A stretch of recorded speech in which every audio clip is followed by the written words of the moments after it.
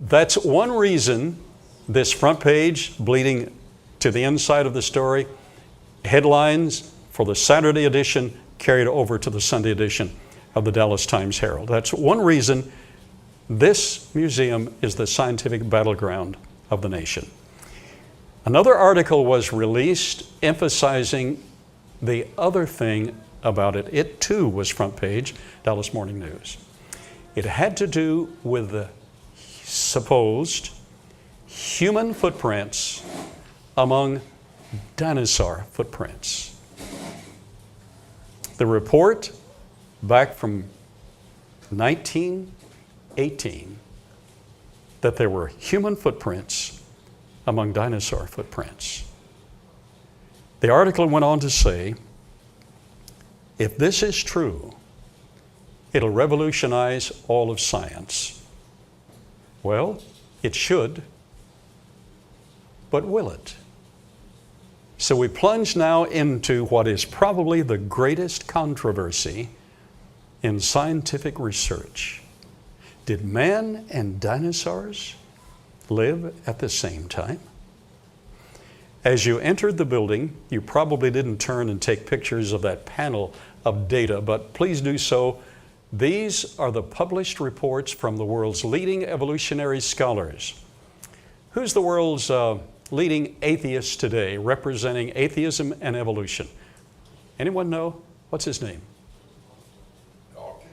Richard Dawkins, yes, of Oxford. Richard Dawkins. He's the atheistic spokesman. He's been to this museum. He came when we were just a one-room log cabin. He brought with him his buddy, who was at that time the primary proponent from Harvard, primary atheistic proponent for evolution. He's now dead, but he was the paleontologist at Harvard who was the spokesman for the evolutionary principle. Anyone know who I'm talking about? Stephen Jay Gould.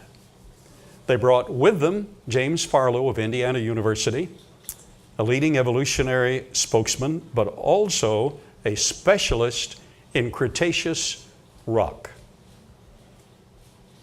They came on a Sunday morning. I was off speaking, as I should be. I was gone. They contacted Bob Summers, my dear buddy. Anybody know who Bob Summers is? Has anyone ever heard of John Wayne?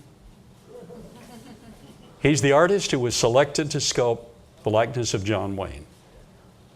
And the bronze is, of course, at John Wayne International Airport in Southern California. But the original clay, it's actually a wax. The original wax is here in town at the White Buffalo Museum. You might get to see it this afternoon if I stop soon enough.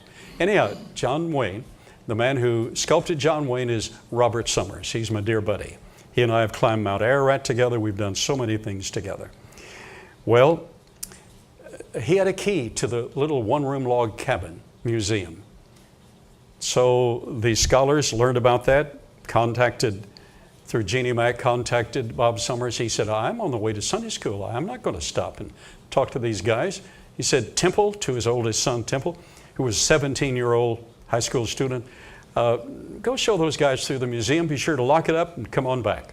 Well, he came out.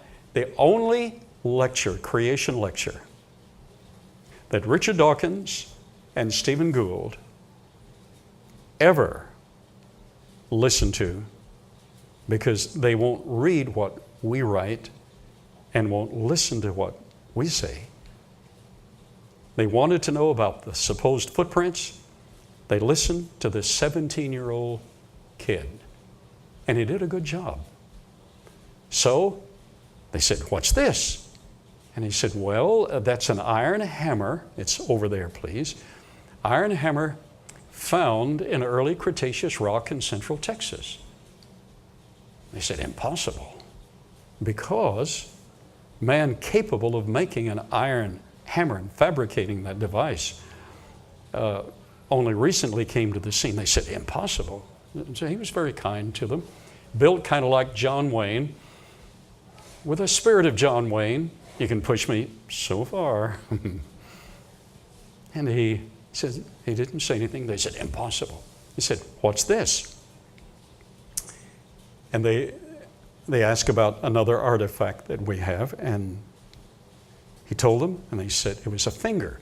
Fourth finger on the left hand of a girl. It's over here in the case, all under the security. Fourth finger in the left hand of a girl, a human finger, found in the same layer with the dinosaur remains.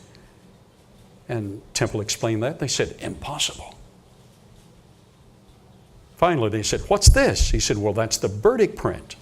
That's a human footprint. He said, see, you can see the great toe, second, third, fourth little toe, medial arch, metatarsal arch, lateral arch. He described all of that, yes.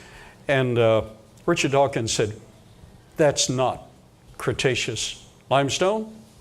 And James Farlow, his atheist friend, looked at it. He's a specialist. He said, yes, unfortunately it is Cretaceous limestone. Cretaceous means, according to evolutionary theory, it's at least 64 million years old.